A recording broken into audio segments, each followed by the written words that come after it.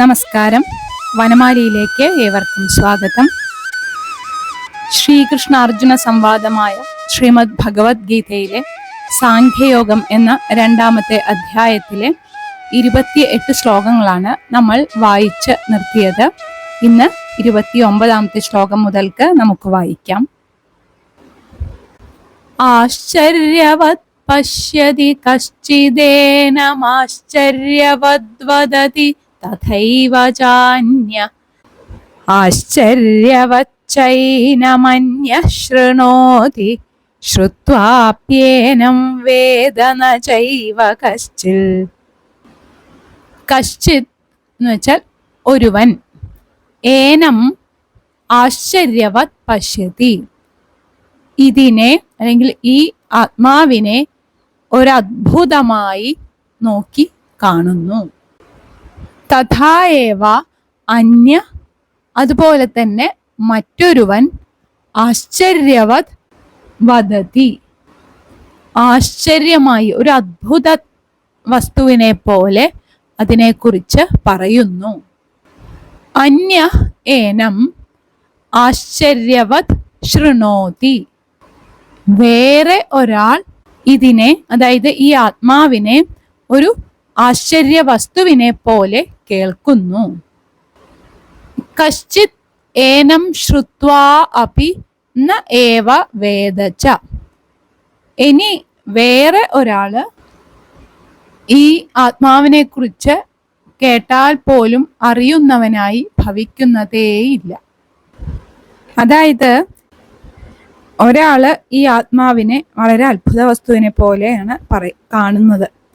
അതുപോലെ തന്നെ വേറൊരാള് അതിനെക്കുറിച്ച് ഇങ്ങനെ വളരെ അത്ഭുതമായിട്ട് അതിനെക്കുറിച്ച് വിവരിക്കുന്നു. ആത്മാവ് എന്ന് വെച്ചാൽ അങ്ങനെയാണ് എന്നൊക്കെ പറഞ്ഞിട്ട്. എന്നാൽ മറ്റൊരാൾ എന്ത് ചെയ്യണു, ഈ പറയുന്നതൊക്കെ അത്ഭുതമായിട്ട് കേട്ടിരിക്കുകയാണ്. ഇനിയും വേറൊരാൾക്ക് എന്താണ്, ഇതിനെക്കുറിച്ച് എന്തൊക്കെ കേട്ടാലും അതിനെക്കുറിച്ച് ഒന്നും അറിയാൻ കഴിയില്ല. അതായത് അത് വളരെ ദുർലഭമാണ്, അറിയാൻ കഴിയുക എന്നുള്ളത് വളരെ ദുർലഭമാണ്. ഈ അജ്ഞതയുടെ ഫലമായിട്ടാണ് ഈ അത്ഭുതം ഉണ്ടാവുന്നത് എന്നാണ് തോന്നുന്നത്. നമുക്ക് എന്താണ് അതിൻ്റെ നിജസ്ഥിതി എന്താണ് എന്ന് കണ്ടെത്തിയാൽ പിന്നെ അവിടെ ആ അത്ഭുതം അവിടെ മുഴുവൻ ഇല്ലാതെയാവുകയാണ് ചെയ്യുക. ഈ ആത്മസാക്ഷാത്കാരം നേടിയവർക്ക് ഒന്നിലും അത്ഭുതം ഉണ്ടാവാറില്ല. ഈ ആത്മസാക്ഷാത്കാരം നേടിയ ആളെ തന്നെ നമ്മളൊരു അത്ഭുത പുരുഷനായിട്ടാണ് കാണാറുള്ളത്. ഈ ആത്മതത്വം നമുക്ക് മനസ്സിലാക്കാൻ സാധിച്ചാൽ ആ ദേഹബുദ്ധി നമുക്ക് നശിച്ച് അലൗകികമായ ഒരു അനുഭൂതിയിൽ കൂടി അതുമായിട്ട് താതാത്മ്യം പ്രാപിക്കും. ഈ ആത്മതത്വം ശരിയായി മനസ്സിലാക്കാൻ സാധിക്കാത്തിടത്തോളം ഇത് ഒരു ആശ്ചര്യമായിട്ട് നമ്മുടെ മനസ്സിൽ അവശേഷിക്കുകയുള്ളൂ. ഇങ്ങനെയൊക്കെയുള്ള ഈ പ്രപഞ്ചത്തില് എന്തിനെങ്കിലുമൊക്കെ കുറിച്ച് ദുഃഖിച്ചിട്ട് എന്താണ് ഫലം എന്നാണ് ഇവിടെ ഭഗവാൻ ചോദിക്കുന്നത്. ഇനി അടുത്ത ശ്ലോകം. ദേഹി നിത്യമവധ്യോയം ദേഹേ സർവസ്യ ഭാരത തസ്മാത് സർവാണി ഭൂതാനി നത്വം ശോചിതുമർഹസി. ഭാരത, അല്ലയോ അർജുന, സർവസ്യ ദേഹേ, എല്ലാ ജീവികളുടെയും ദേഹത്തിൽ, അയം ദേഹി, ഈ ആത്മാവ്, നിത്യം അവധ്യ, ഒരിക്കലും നശിപ്പിക്കപ്പെടാവുന്നതല്ല. തസ്മാത്, അതുകൊണ്ട്, സർവാണി ഭൂതാനി, ഒരു ജീവിയെക്കുറിച്ചും, ത്വം, നീ, ശോചിതും ന അർഹസി, ദുഃഖിക്കാൻ പാടില്ല. അർജുനനെ സംബോധന ചെയ്ത് കൃഷ്ണൻ പറയാണ്, ഈ എല്ലാ ജീവികളുടെയും ദേഹത്തില് ഒരാത്മാവാണ്, ആ ആത്മാവിനെ നശിപ്പിക്കാൻ സാധിക്കില്ല. അതായത് ഒരു വ്യക്തി എന്ന് പറഞ്ഞാൽ അത് ആ ശരീരമല്ല, ആ ജീവനാണ് എന്ന് നമുക്ക് എല്ലാവർക്കും അറിയാം. അപ്പോൾ ശരീരം അല്ലാത്ത ആ വ്യക്തി ഒരിക്കലും നശിക്കുന്നില്ല എന്നുള്ളതും ഉറപ്പാണ്. ഈ ശരീരം എന്ന് പറയുന്നത് ഇപ്പോൾ, അതായത് ഈ വർത്തമാനകാലത്ത് മാത്രം ഉള്ളതാണ്. അതായത് ഈ ശരീരം ഇല്ലാതായാലും അതിലുള്ളതായ ചൈതന്യത്തിന് ഒന്നും സംഭവിക്കുന്നില്ല. അതായത് അതിനുള്ളിൽ ആത്മാവിന് ഒന്നും സംഭവിക്കുന്നില്ല. അങ്ങനെയാവുമ്പോൾ നമ്മൾ എന്തിനെ കുറിച്ചാണ് ദുഃഖിക്കുന്നത്?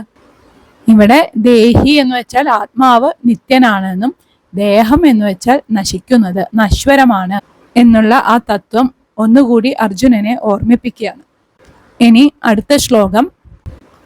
സ്വധർമ്മമപി ചാവേക്ഷ്യ ന വികമ്പിതുമർഹസി ധർമ്മ്യാധിയുദ്ധാശ്രേയോന്യത് ക്ഷത്രിയസ്യ ന വിദ്യതേ.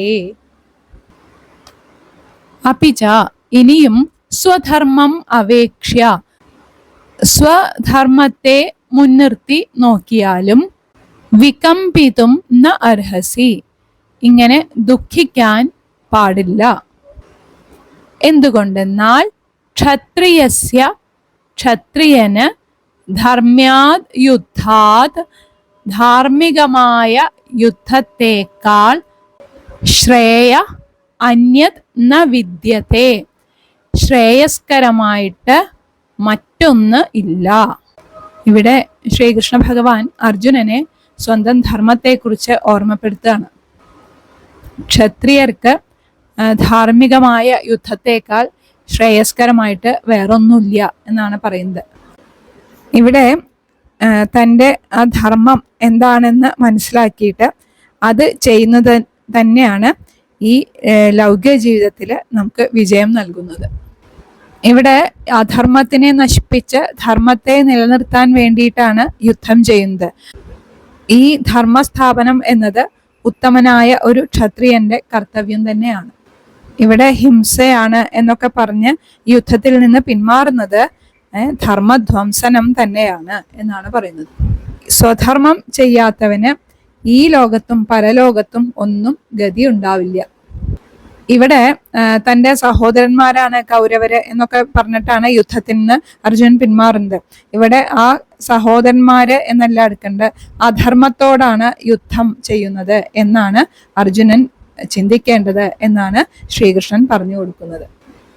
ഇനി അടുത്ത ശ്ലോകം. യദൃച്ഛയാ ചോപപന്നം സ്വർഗദ്വാരമപാവൃതം സുഖിന ക്ഷത്രിയാ പാർത്ഥ ലഭന്തേ യുദ്ധമീദൃശം. പാർത്ഥ, അർജുന, യദൃച്ഛയാ ഉപപന്നം, യദൃച്ഛയാ ദൈവഗത്യ വന്നു ചേർന്നതും, അപാവൃതം സ്വർഗദ്വാരം ച തുറന്നു വച്ചിരിക്കുന്ന സ്വർഗദ്വാരവുമായ സ്വർഗവാതിലുമായ ഈ ദൃശം യുദ്ധം, ഇങ്ങനെയുള്ള ഈ യുദ്ധം സുഖിന ക്ഷത്രിയാ ലഭന്തേ പുണ്യം ചെയ്ത ക്ഷത്രിയന്മാർക്ക് മാത്രമേ ലഭിക്കുകയുള്ളൂ. അല്ലയോ അർജുന, ഭാഗ്യം കൊണ്ടാണ് ഇങ്ങനെ ഒരു യുദ്ധം ഇവിടെ വന്നു ചേർന്നത്. സ്വധർമ്മത്തെ ആചരിക്കുന്നത് തന്നെ സ്വർഗാനുഭൂതിക്ക് കാരണമാണ്. ഈ സ്വധർമ്മം എന്ന് പറയുന്നത് നമുക്ക് അന്വേഷിച്ചറിഞ്ഞിട്ടും വളരെ ബുദ്ധിമുട്ടിയൊക്കെ നിറവേറ്റാൻ സാധിക്കുന്ന ഒന്നാണ്. എന്നാൽ ഇവിടെ അർജുനന് പ്രയത്നം കൂടാതെ തന്നെ ധർമാനുസാരിയായിട്ടുള്ള തൻ്റെ ധർമ്മം മുന്നിൽ കിട്ടിയിരിക്കുകയാണ്. അതായത് യുദ്ധരൂപേണ സ്വർഗ കവാടമാണ് നിന്റെ മുന്നിൽ വന്നു നിൽക്കുന്നത് എന്നാണ് പറയുന്നത്. ഇത് ഭാഗ്യശാലികളായിട്ടുള്ള ക്ഷത്രിയർക്ക് മാത്രമേ ഇങ്ങനെ യാദൃച്ഛികമായിട്ട് ധർമാനുഷ്ഠാനത്തിന് അവസരം ലഭിക്കാറുള്ളൂ. കാരണം യുദ്ധമുണ്ടോ എന്ന് അന്വേഷിച്ച് നടന്നിട്ടല്ല, അത് ഇങ്ങോട്ട് അർജുനിലേക്ക് വന്നു ചേർന്നതാണ് ഈ യുദ്ധം. അത് തികച്ചും ധർമ്മയുദ്ധവുമാണ്. അതുകൊണ്ട് ഈ യുദ്ധത്തിനെ നീ വേണ്ട എന്ന് വെച്ചു കഴിഞ്ഞാൽ അത് സ്വധർമ്മത്തെ നിരസിക്കുന്നതിന് തുല്യമാണ് എന്നാണ് ഇവിടെ പറയുന്നത്. ഇനി അടുത്ത ശ്ലോകങ്ങൾ അടുത്ത ദിവസം വായിക്കാം. എല്ലാവർക്കും നല്ലതു മാത്രം വരട്ടെ എന്ന പ്രാർത്ഥനയോടെ